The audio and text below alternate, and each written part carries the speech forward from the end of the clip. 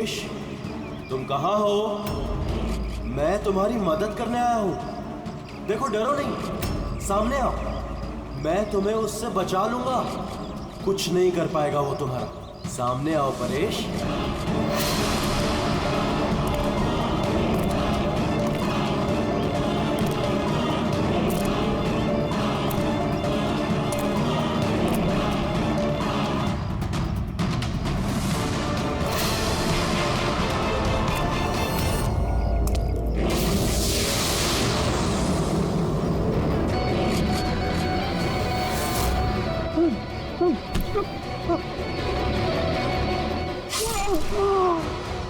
कौन है वहाँ पे? हाँ?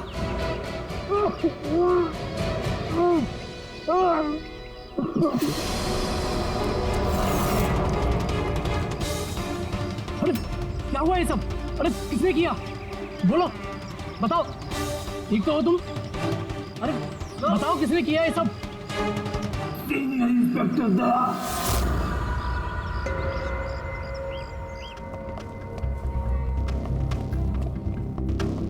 हाँ डॉक्टर साहब, पेशेंट खतरे के बाहर है, लेकिन अभी भी बेहोश है। कौन है, कुछ पता चला? हाँ, इसका नाम परेश है, लेकिन अभी तक बेहोश है। होश में आने के बाद आप लोग मिल सकते हैं। ठीक है डॉक्टर साहब, थैंक यू। वैसे आपने हमें क्यों बुलाया? इनके कारण। इनका कहना है कि हमला करने वाला आप ही की टीम का है। What? क्या बकवास कर रहे हैं आप?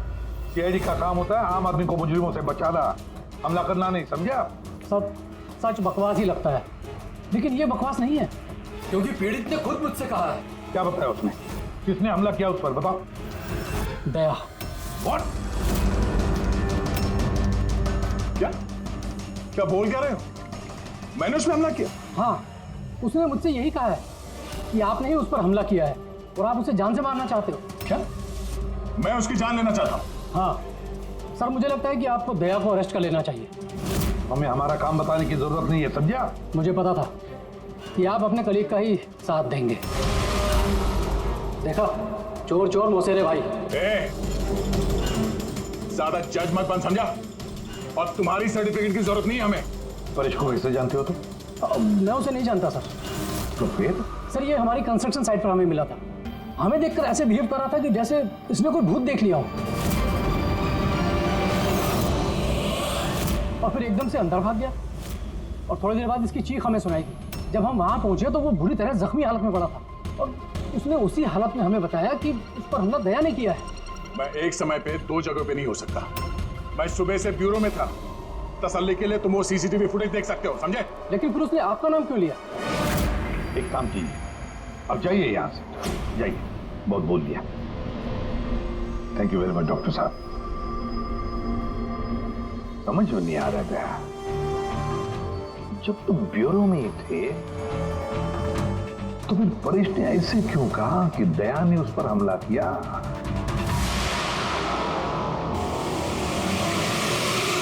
एक बात बताइए, जब आप लोगों ने यहाँ पे परेश को जख्मी हालत में देखा था तो उसके साथ में कोई था या किसी को आते जाते देखा हो? नहीं साहब, वो अकेला ही था। लेकिन सर, उसने इंस्पेक्टर दया का पता है, उसने दया का नाम बोला। हम यहाँ वो जानने आए जो उसने नहीं बोला, समझे आप? और दया ऐसा नहीं कर सकता।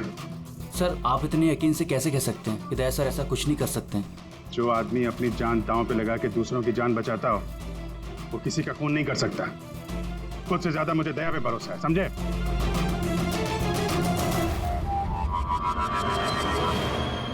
आसपास चेक करते हैं, शायद कोई सबूत मिल जाए।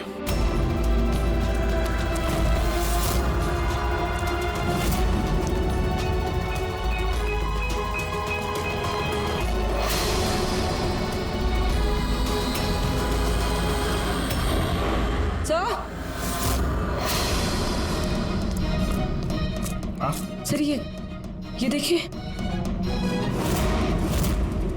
ओह नो, है कौन ये?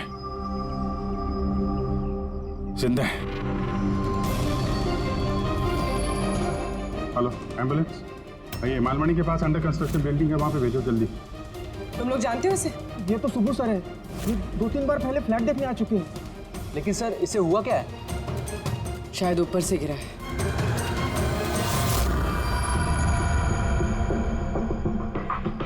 ऊपर से गिरा है या फिर गिराया गया है? पेशेंट की कंडीशन स्टेबल है, ये बहुत जल्द होश में आ जाएगी। गुड।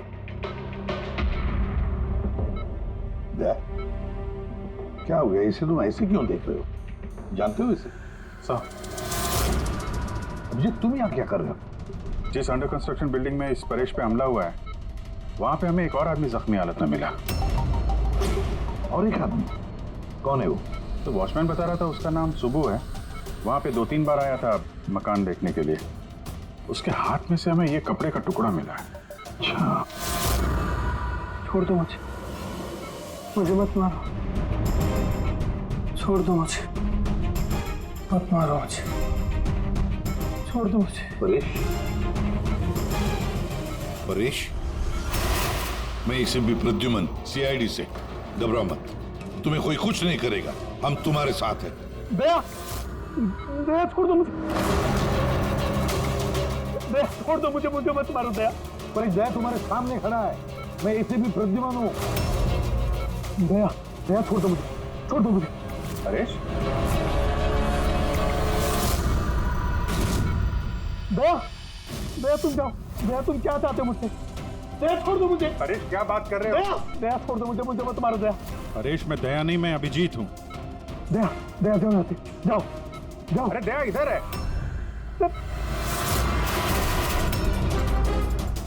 दया छोड़ दो मुझे, मुझे मत मार दो दया।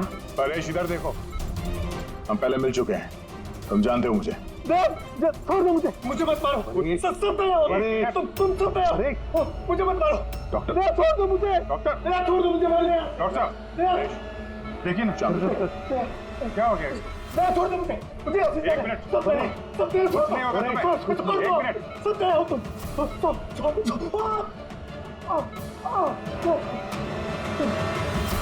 सब दया हो तुम सब दया हो, तुम सब दया हो।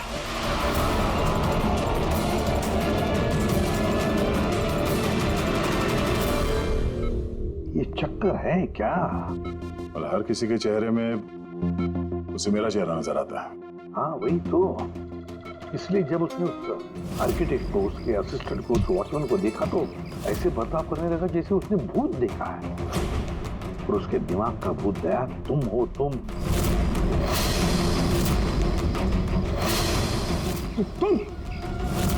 और इसीलिए उसे लगता है कि तुमने उस पर हमला किया है, क्योंकि हमलावर में भी वो तुम्हें ही देख रहा होगा। तो मेरी समझ में ये बात नहीं आ रही सर कि मेरा ही चेहरा क्यों? दया, तुम कह रहे थे ना इसे तुम पहले से जानते हो, कैसे? सर लगभग 15 साल पहले मैंने इसे गिरफ्तार किया था सर। हाँ, और 2 साल पहले ये जेल से छूट गया। और पिछले 2 साल में अलग अलग केस में मैंने इसे 2 बार अरेस्ट किया सर। अभी ये परेश पुराना मेहमान है दया का। और परेश पे हमला किया किसने और क्यों?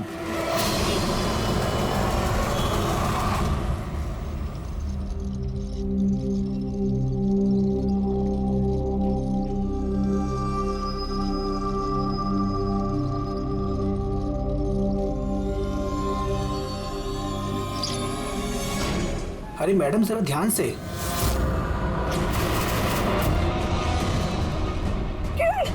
कौन किरण? मैं कोई किरण नहीं हूँ। अरे क्या कर रही है मैडम, क्या कर रही हैं आप? आपको कुछ गलतफहमी हो रही है मैम। अरे मैडम, आप ठीक तो हो ना? कौन किरण?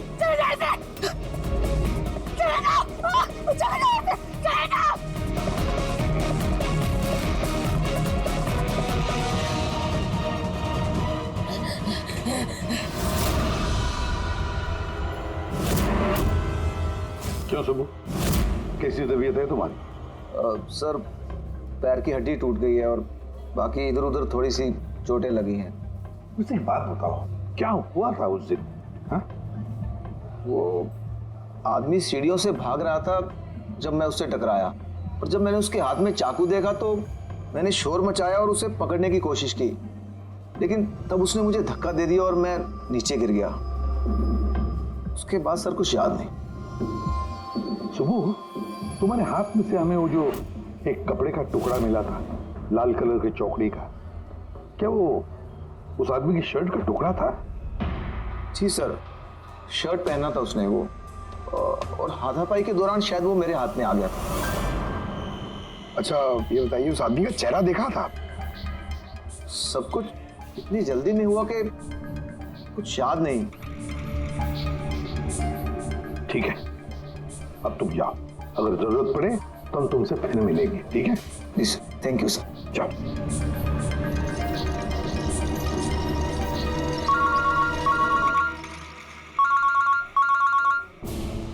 आदया, क्या? कहां पर? अच्छा ठीक है, मैं अभिजीत और पूर्वी को भेजता हूं उधर। हाँ हाँ, अभी अभी। यस। क्या हुआ सर? मैं बता रहा था कि किसी सुपरमार्केट में एक औरत आसपास के सभी लोगों पर हमला कर रही थी और हर एक को किरण किरण किरण नाम से पुकार रही थी। देखिए मैडम, हम लोग सीआईडी से हैं, आपकी मदद करने के लिए आए हैं, ठीक है? ये चाकू हमें दीजिए। देखिए मैडम, मैं किरण नहीं हूँ, मैं इंस्पेक्टर अभिजीत हूँ। मैं तुम्हें भी जान से मार दूंगी। मैं नहीं छोड़ूंगी। आप प्लीज नहीं छोड़ूंगी। चाकू रखिए। तुम भी किरण हो, मैं बोल। क्या हुआ? सॉरी। Oh no. अरे क्या हो गया? ये औरत गिर कैसे गई? क्या हुआ? हटिए, आजा। एक्सक्यूज मी, हटिए, पीछे हटिए। एक मिनट पीछे आइए। हुआ क्या है इसको? मैडम सुनिए। क्या हुआ इसे? मैडम, सर ये तो मर चुकी है। क्या? इसके शरीर में टेट्राकोटॉक्सिन या ब्यूरारे नाम का जहर इंजेक्ट किया गया था, जिसकी एक बूंद भी जानलेवा हो सकती है। मगर ये जहर तो हमारे देश में आसानी से नहीं मिलता ना। सिर्फ उसे ही मिलता है जो बड़ा रिसर्च कर रहा हो। तो भगदड़ में किसी ने वो पॉइजन इसे इंजेक्ट कर दिया। पंकज एक काम करो, इस हादसे के वक्त का जो सीसीटीवी फुटेज है ना वो अच्छी तरह से चेक करो, खूनी की तस्वीर उसी में मिलेगी। सर। और सर इस परेश का क्या? इसे हर जगह मैं ही क्यों दिखता हूँ? सालू के साहब, मुझे तो ये केमिकल की बहुत बड़ी गड़बड़ लग रही है। ठीक कह रहे फ्रेडी बॉस, ये वाकई किसी खास केमिकल की वजह से, क्योंकि मुझे इसके और परेश के दिमाग में एक अलग किस्म का केमिकल मिला है। तुम्हारे कहने का मतलब है कि इसी केमिकल की वजह से इन दोनों का बर्ताव एक जैसा और एक ही चेहरा इन दोनों को दिखता है। हाँ बॉस, और मैं इस केमिकल को और डिटेल में समझने की कोशिश कर रहा हूँ। मतलब जब तक इस परेश के दिमाग पर इस केमिकल का असर रहेगा, हमें कोई जवाब नहीं मिलेंगे। और अभिजीत, ये कपड़े का टुकड़ा जो आपने हमें दिया था, इसमें से भी हमें कुछ मिला है। कमाल है तारिका जी, आज तो फोरेंसिक में एक के बाद एक सबूतों का खजाना हाथ लग गया है। क्या मिला क्या आपको? ये कॉटन का कपड़ा है और इसके रेशो में आटे के कुछ ट्रेसेस मिले। आटा? सिर्फ आटा? सिर्फ आटा। हाँ वाकई खजाना तो हाथ लगा।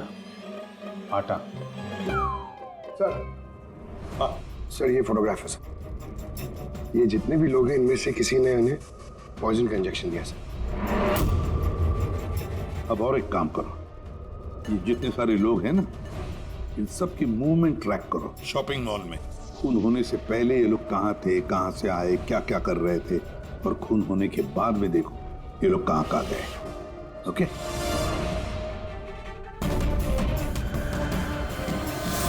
सर मैंने इस औरत का बैकग्राउंड चेक किया। इसका नाम शिप्रा है, ये एक हाउस वाइफ थी। सर परेश तो फिर भी एक मुजरिम है, उसकी कई दुश्मन हो सकते हैं, लेकिन इसकी किसी से क्या दुश्मनी हो सकती है? वजह तो कुछ भी हो सकती है पूर्वी, लेकिन एक बात कॉमन है शिप्रा और परेश के बीच में, उन दोनों के ब्रेन में वही केमिकल मिला है, तो उन दोनों का दुश्मन भी एक ही हो सकता है। इस किरण के बारे में क्या पता चला? सर किरण शिप्रा का पति था और 2 साल पहले ही उसकी मौत हो चुकी थी। सर किरण शिप्रा को काफी मारता पीटता भी था। कोई न कोई बात तो है इस परेश और शिप्रा के बीच में, कोई कॉमन बात जिसकी वजह से ये दोनों भी उस खूनी के निशाने पर आ गए। क्या हो सकती है वो कॉमन बात? क्या हो सकती है? सर मैं परेश के पड़ोस में पिछले 5 साल से रहता हूँ, पर अजीब बात है सर, ना मैंने उसे कभी देखा ना कभी मुलाकात हुई। और कोई नहीं है परिवार में उसके? सर उसके पिताजी थे जिनकी मौत तब हो गई थी जब वो जेल में था, और कोई नहीं है। सर शिप्रा का हस्बैंड बहुत स्ट्रिक्ट था, वो उससे मिलना तो दूर किसी से बात तक करने अलाउ नहीं करता था। इनफैक्ट वो तो उसको मारता पीटता भी था। सर उसके हस्बैंड के डेथ के बाद ना मैंने बहुत कोशिश की कि मैं उससे बात करूं, उससे पूछूं, लेकिन उसने इंटरेस्ट नहीं रखा। अच्छा, उसका कोई करीबी दोस्त, कोई रिश्तेदार नहीं था क्या? सर मुझे नहीं लगता कि होगा। अच्छा। शिप्रा और परेश दोनों की जिंदगी में एक बात कॉमन, दोनों जिंदगी में अकेले थे, ना कोई दोस्त ना कोई रिश्तेदार। सर दोनों में एक चीज कॉमन है। क्या? सर हमने परेश और शिप्रा का कंप्यूटर चेक किया तो उनकी कंप्यूटर हिस्ट्री से पता चला है कि दोनों ने ही ऑनलाइन सपोर्ट ग्रुप ज्वाइन किया था। अच्छा, ऑनलाइन सपोर्ट ग्रुप मतलब? सर ये ग्रुप्स है जो डिप्रेशन, लोनलीनेस, ड्रग एडिक्शन और अल्कोहलिज्म में फंसे होते हैं, उनकी काउंसलिंग करता है और उनकी मदद करता है। सर शिप्रा ने 2 हफ्ते पहले ही एक ऐसा ग्रुप ज्वाइन किया था जो शादीशुदा जिंदगी में परेशान लोगों की मदद करता है, और परेश ने अपने अकेलेपन से निकलने के लिए पिछले महीने ही ऐसा ग्रुप ज्वाइन किया था। अजीब इत्तेफाक है, दोनों ने ऑनलाइन ग्रुप ज्वाइन किया और दोनों को एक ही तरीके की परेशानी हुई। कुछ पता चला इस ग्रुप के बारे में? सर हमारा साइबर एक्सपर्ट राज इस ग्रुप को ट्रेस करने की कोशिश कर रहा है, जल्दी कुछ पता चल जाएगा।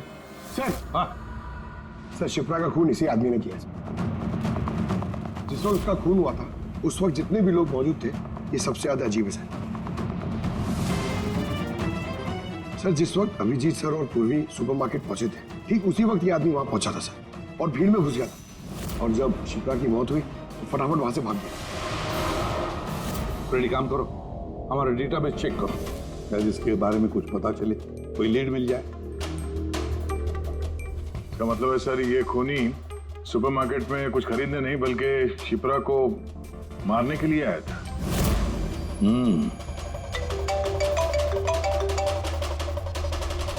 हाँ राज, ओके ठीक है, तो तुम मुझे एड्रेस एसएमएस कर दो। Thank you sir. Cyber expert Raj का फोन था, उसका कहना है कि ये दोनों ग्रुप्स एक ही आईपी एड्रेस से बनाए गए हैं। एक ही कंप्यूटर से? हाँ सर। आईपी का एड्रेस मिला है? हाँ सर, अंधेरी में एक प्रिंटिंग शॉप है, ये दोनों ग्रुप्स वहीं से बनाए गए हैं। बस, तो फिर अभिजीत तुम और पूर्वी जाओ वहां पर और देखो कौन है इस सबके पीछे और उसका क्या कनेक्शन है। क्या सोच रहे होते हैं? सर नहीं, पंकज ने भी बताया कि वो खूनी शिप्रा को मारने के इरादे से ही आया था। तो फिर सर उसे पता कैसे चला कि शिप्रा वहाँ सुपरमार्केट में है और वो लोगों पे हमला कर रही है? वो शिप्रा को फॉलो कर रहा होगा सर। अगर फॉलो कर रहा था तो अभिजीत और पूर्वी के वहाँ सुपरमार्केट में पहुंचने से पहले वो मार के निकल जाता, बाद में नहीं मारता उसे। अभिजीत को सुपरमार्केट पहुंचने में 20 मिनट लगे और खूनी को भी वहां पहुंचने में 20 मिनट लगे, तो इसका मतलब है दोनों को भी खबर एक ही वक्त पहुंची थी। सर कहीं ऐसा तो नहीं कि इंफॉर्मेशन खूनी को हमसे ही गई हो? हमारे यहां से इंफॉर्मेशन? हाँ हो सकता है। क्या कहीं ऐसा तो नहीं कि जब हम परेश को देखने गए थे हॉस्पिटल में, उस वक्त खूनी वहां पर मौजूद था और उसने मेरी बातें सुन ली हो? खूनी हॉस्पिटल में कर क्या रहा था? क्या परेश खूनी के हाथों पहले तो बच गया था, हो सकता है खूनी अपना अधूरा काम पूरा करने हॉस्पिटल आया था, परेश को खत्म करना चाहता था इसलिए।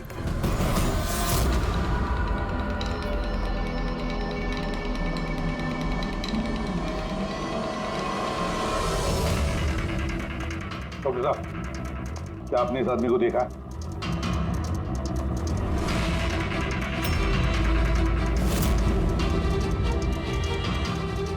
भाई साहब, ये आदमी को देखिए जरा। इस हॉस्पिटल में उसको देखा है कहीं? हाँ हाँ, इसको तो मैंने देखा है। कहाँ देखा है? वहाँ वहाँ वेटिंग रूम में।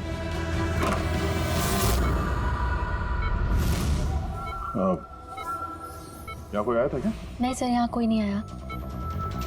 ठीक है। हाँ दे। सर परेश तो ठीक है, पर वो खूनी अभी तक दिखा नहीं।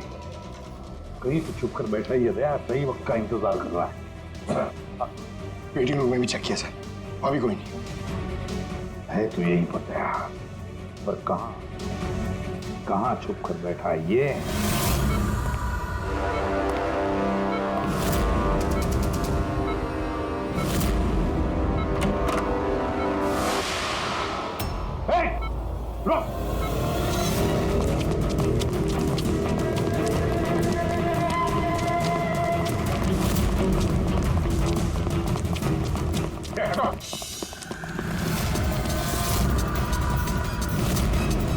कहाँ भागोगे? रुक!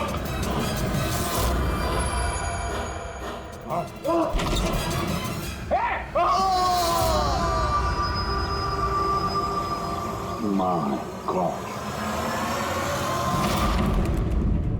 हाँ भाई, क्या मिला? सर ये दोनों साइड डिलीट किए जा चुके हैं, अब वो ऑपरेशनल नहीं है। मतलब अपराधी ने सबूत मिटा दिया? जी सर, पर सर कुछ इंटरेस्टिंग चीजें मेरे हाथ लगी है। क्या? ये देखिए सर, इसी आईपी एड्रेस से, इसी कंप्यूटर से उस तरीके के 6 और ऑनलाइन सपोर्ट ग्रुप बनाए गए हैं। तो लोगों को फंसाने के लिए ऐसे कई ग्रुप बनाए गए हैं? बिल्कुल सर। सर बाकी ग्रुप डिटेल में चेक कर लेता हूँ। मतलब सर, परेश और शिप्रा के अलावा और भी कई लोग हैं जिन्हें इन लोगों ने फंसाया है। मगर सर, मकसद क्या हो सकता है इस तरह से साइट बना के लोगों को टारगेट करने का? वही केमिकल से रिलेटेड कुछ होगा। ये कुछ मिला रजिस्टर में? हाँ सर। सर पिछले 3 महीनों में 85 लोगों ने कंप्यूटर यूज़ किया। सबकी डिटेल्स चेक करनी पड़ेगी। ठीक है सर ये देखिए, 6 में से 5 ग्रुप डिलीट किए जा चुके हैं, लेकिन अभी भी एक सपोर्ट ग्रुप एक्टिव है और अभी भी उसे कोई ऑपरेट कर रहा है। Enhancing the life of lonely people. मतलब साफ है, ग्रुप बनाया जाता है, तना लोगों को फंसाया जाता है और बाद में ग्रुप डिलीट। तो अब उन्हें एक और शिकार की जरूरत है। एक आइडिया है पूरी। कुछ पता चला इस आदमी के बारे में? फिलहाल तो कुछ नहीं। वॉलेट के अलावा इसके पास कुछ भी नहीं मिला है, मोबाइल फोन तक नहीं। तो हमारे पास कोई सुराग नहीं है। दया, ये केस दिखता उतना सिंपल नहीं है, बहुत बड़ा षड्यंत्र है ही है। कई सारे लोग इसमें इन्वॉल्व हैं। ये तो इस खेल का मोहरा लग रहा है सर, कोई बाड़े का। और इस केस का मास्टरमाइंड अभी भी आजाद घूम रहा है, अपने नए शिकार की तलाश में होगा। जल्द से जल्द ढूंढना होगा सर इसे। हाँ पंकज, आराम से। बस खड़े। ये क्या ही था उनके? सर आप ये क्या खेल खेल रहे हैं पंकज के साथ? नहीं नहीं, ये कोई खेल नहीं। बस मैंने बताया था ना, ये केस बहुत ही पेचीदा है, बड़ा कॉम्प्लेक्स है। याद है ना, मैंने बताया था उस परेश के और उस शिप्रा के दिमाग में मुझे एक अलग तरीके का केमिकल मिला था। हाँ, मैंने उस केमिकल को रिप्लिकेट किया और इस पंकज के शरीर में इंजेक्ट कर दिया। What? तू पागल हो गया साड़ू के? अगर इसे कुछ हो गया तो? अरे कुछ नहीं होगा यार, बिलीव मी, मैं पागल हूं क्या?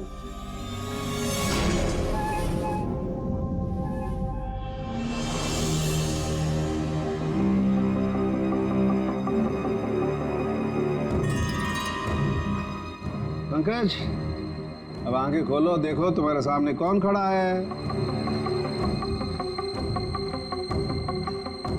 तो फ्रेडी सर है। ग्रेट, ये फ्रेडी सर है ना। अब इस तरफ देखो पंकज, यहाँ कौन खड़ा है?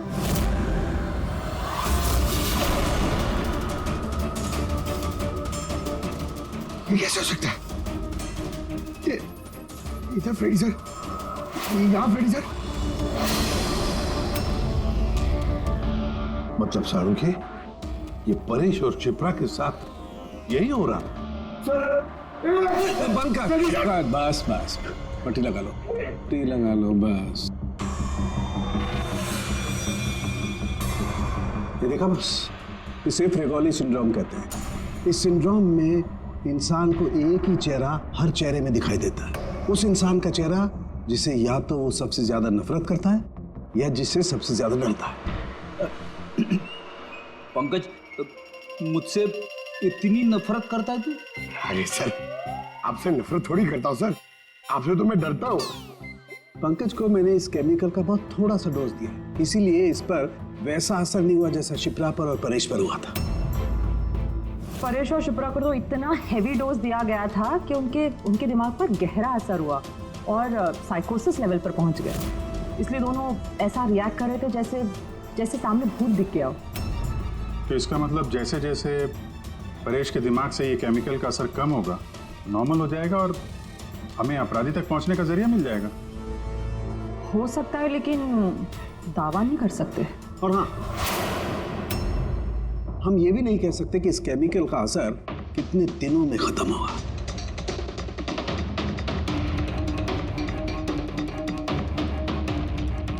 अगर हम परेश के ठीक होने का इंतजार करेंगे तो बहुत देर हो जाएगी। हमें कोई और तरीका ढूंढना होगा, कोई और तरीका। हाँ पूर्वी। सर, मैंने वो ऑनलाइन ग्रुप पे रजिस्टर कर लिया और डिटेल्स भी एकदम परेश और शिप्रा की तरह थी। नो फ्रेंड्स, नो फैमिली, एकदम अकेले। उन लोगों को ऐसे लोगों की तलाश है।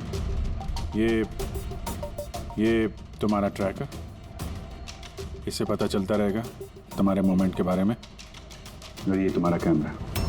हमारे पास सिर्फ ये वॉलेट है सर, उस आदमी की पहचान और असलियत जानने के लिए, और ये कुछ चीजें मिली है साथ में। पेट्रोल पंप का बिल, ये होटल का मैच बॉक्स, खरीदा हुआ मैच बॉक्स, तो ये नंबर किसका? ये सेलफोन लगता है किसी? सर, हम इस पेट्रोल पंप पे गए थे, वहां से पता चला सर ये आदमी महीने में 2-3 बार वहां पे आता है और सीसीटीवी फुटेज में हमने देखा कि वो अपने बाइक पे हर बार अलग अलग नंबर प्लेट लगा के आता है। हाँ, और पेमेंट कैश में करता है। और सर, ये मैच बॉक्स जिस होटल का है वहाँ पे भी हमने पूछताछ की। वो आदमी महीने में 5-6 दफ़ा खाना खाने आता है और पेमेंट भी कैश से करता है। सर, ये नंबर के बारे में आप पूछ रहे थे सर, ये बार में एक लड़की है जो काम करती है उसका है। वो कह रही थी कि उस आदमी का नाम अशोक है और 1-2 बार उनसे बात हुई है, फिर वो गायब हो गया सर। मतलब हमारे पास इस अशोक के बारे में सिर्फ इतनी इंफॉर्मेशन है। एक काम करते हैं, ये सारी जो लोकेशंस है ना, पेट्रोल पंप, बार और ये होटल, देखते हैं कहाँ पर है। जरा मैप दिखाओ।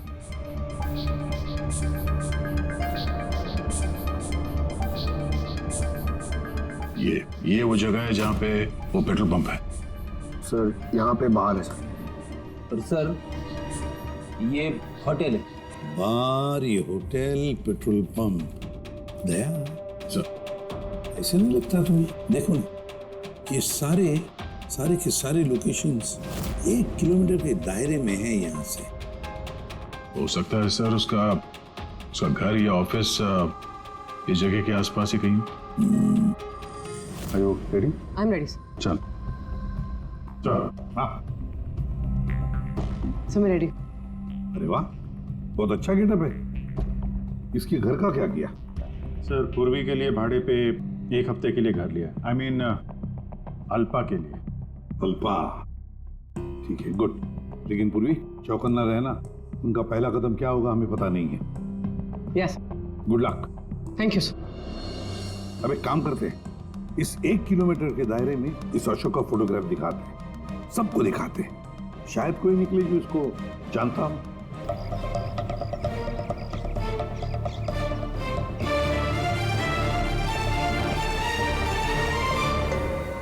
पूर्वी। हाँ सर। चौकन्ना रहना। सर, यहाँ पे तो सब ठीक है।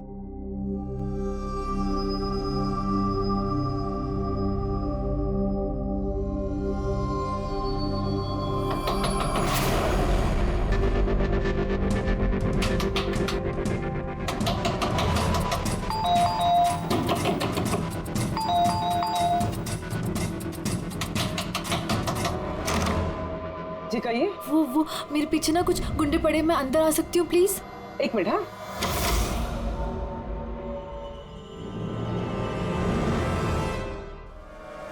हाँ आओ जल्दी आओ। क्या क्या क्या हुआ क्या तुम्हें? अरे ये तो आदित्य है, शिप्रा की पड़ोसी। वो एक्चुअली मेरे पीछे कुछ गुंडे पड़ गए थे, मुझे समझ नहीं आ रहा था, इसलिए मैं आपके घर आ गई। कोई बात नहीं। Thank you miss. अल्पा। और तुम? अदिति। बैठो। आप प्लीज मुझे एक गिलास पानी देंगे प्लीज? अभी लाती हूँ।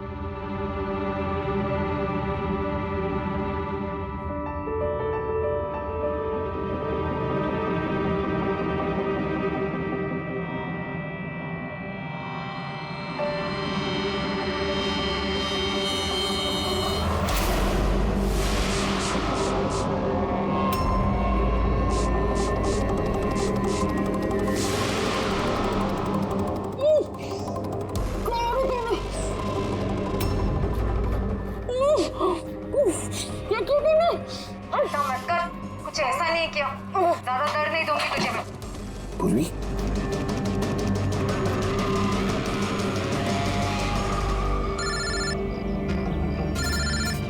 हाँ सर। क्या शिप्रा की पड़ोसन अदिति? सर मैं फौरन वहां पहुंचता हूं। नहीं सर, अब अशोक का भी पता नहीं चला। ये सर।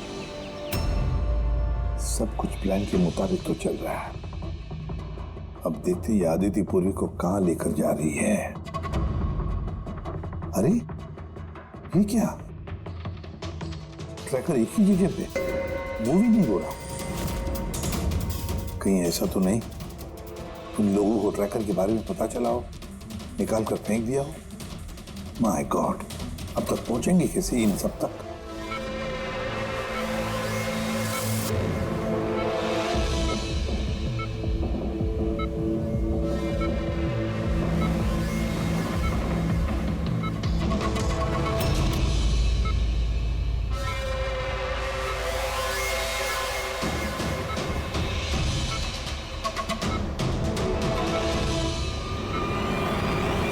चलो, तुम्हारे दवा का वक्त हो गया है, अब अच्छे बच्चे की तरह दवा लो।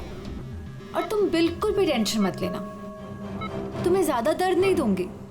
कौन हो तुम? छोड़ो मुझे, छोड़ो मुझे। चिंता मत करो, मैं तुम्हें दर्द नहीं दूंगी। छोड़ो मुझे।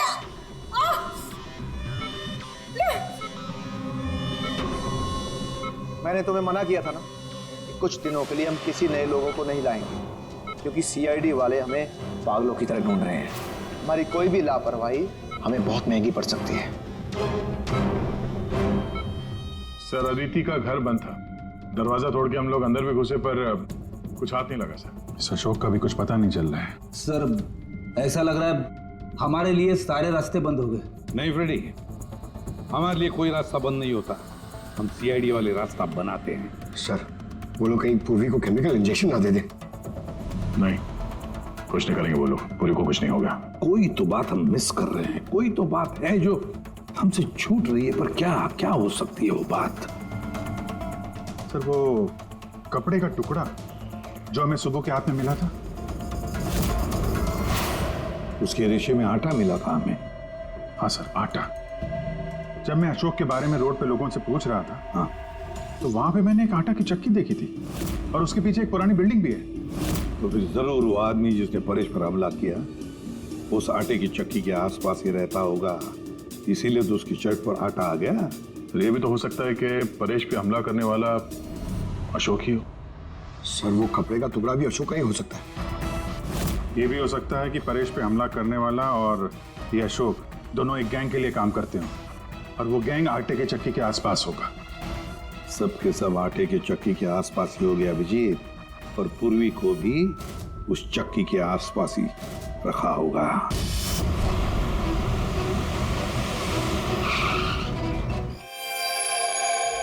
कोई अपने जगह से नहीं हिलेगा, कोई भी नहीं। पूर्वी कहाँ है? अदिति, पूर्वी कहाँ है?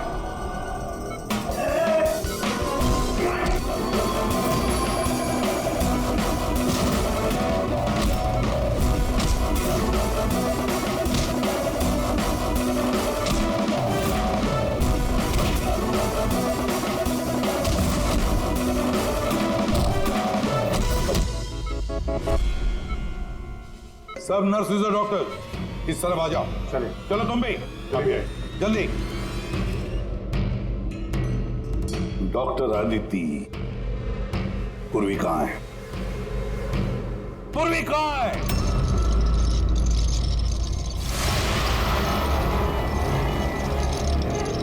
हमारी पूर्वी मेरे पास है एसीपी। शंभू तुम? हाँ मैं, जिसे तुम लोग यहां वहां खोज रहे थे ना, वो तुम लोगों के साथ ही था। मुझे देखकर अफसोस तो हो ही रहा होगा ना। मुझे पता था सीआईडी कोई भी काम अधूरा नहीं छोड़ेगी, इसलिए मैं अपना हर कदम फूंक फूंक कर रख रहा था। लेकिन इस अदिति की बेवकूफी की वजह से सब गड़बड़ हो गया और मुझे फंसाने के लिए तुमने अपने इस ऑफिसर को मेरे पास भेज दिया। लेकिन अब ये मेरे जाल में फंस चुकी है और मुझे यही यहां से बाहर निकालेगी। तुम्हें क्या लगता है पूर्वी की आड़ लेकर तुम हमसे बच जाओगे? नहीं, लगता नहीं है, ऐसा ही होगा। अगर तुम अपने इस बहादुर ऑफिसर को जिंदा देखना चाहते हो तो मुझे यहां से जाने दो, नहीं तो मैं ये केमिकल इसके अंदर इंजेक्ट कर दूंगा और उसके बाद क्या होगा तुम लोग सब जानते हो। पर ये सब तुम क्यों कर रहे हो? हाँ? अपने बेटे रवि के लिए। अपने बेटे के लिए? हाँ, मेरे बेटे को पार्किंसन नाम की बीमारी है। मैं अपने केमिकल से उस बीमारी का इलाज ढूंढ रहा हूं और मैं जिस फार्मा में काम करता हूं वो मुझे इंसानों पर उसे ट्राई करने नहीं देती। इसीलिए तुमने अपने तरीके से लोगों को फंसा के उन पे ये एक्सपेरिमेंट करना शुरू कर दिया। अगर मैं ऐसे नहीं करूंगा तो मैं सही इलाज तक नहीं पहुंच पाऊंगा। कैसे पता चलेगा मुझे कि इन केमिकल्स का इंसानों पर रिएक्शन क्या होता है? और इसीलिए तुम सपोर्ट ग्रुप में ऐसे लोगों को टारगेट करते थे जो अकेले रहते थे, ताकि अगर वो गायब भी हो जाए तो किसी को भनक ना लगे और तुम उन पर अपने एक्सपेरिमेंट्स आराम से करते रहो। हाँ? अकेलेपन से जूझ रहे परेश को मैंने अपने सपोर्ट ग्रुप के जरिए फंसाया और उस पर एक्सपेरिमेंट शुरू किया। लेकिन इन सबकी गलती की वजह से वो यहां से भाग निकला और तुम लोगों के हाथ लग गया। नहीं तो मेरा प्लान कभी फेल नहीं होता। तभी तुम उसकी जान के पीछे पड़े हुए थे। मैं तो उसे अंडर कंस्ट्रक्शन बिल्डिंग में ही मार डालता, लेकिन वो आर्किटेक्ट बीच में आ गया। वहां तुम भी तो जख्मी हालत में मिले थे, ये क्या चक्कर है? परेश को जैसे ही मैंने चाकू मारा मुझे लोगों की आवाज आई और मैं वहां से भागना चाहा और हड़बड़ी में तुम्हारा पैर फिसल गया और तुम सीधे नीचे गिर गए। मैं तो वहां से भी भाग जाता, लेकिन मेरे टूटे हुए पैर की वजह से मैं भाग नहीं पाया। और इसीलिए तुमने विक्टिम होने का ढोंग किया ताकि तुम सेफ भी रहो और किसी को तुम पे शक भी ना हो। और तभी तुम लोगों की नजर मुझ पर पड़ी। और शिप्रा का क्या? उसे तो तुमने किडनैप नहीं किया था, वो तो सुपरमार्केट में घूम रही थी। सपोर्ट ग्रुप में से अदिति ने शिप्रा को चुना और हमने डिसाइड किया कि हम उसे किडनैप नहीं करेंगे और चुपचाप ये ड्रग देते रहेंगे। खिलाड़ी तो तुम शातिर हो और थोड़े कच्चे हो, नहीं तो हमारे लिए सबूत नहीं छोड़ते तुम। याद है ना तुम्हारा वो शर्ट, उसका एक टुकड़ा, कपड़े का टुकड़ा, उस पर जो आटा लगा था ना, बस उसी के जरिए हम तुम तक पहुंच गए।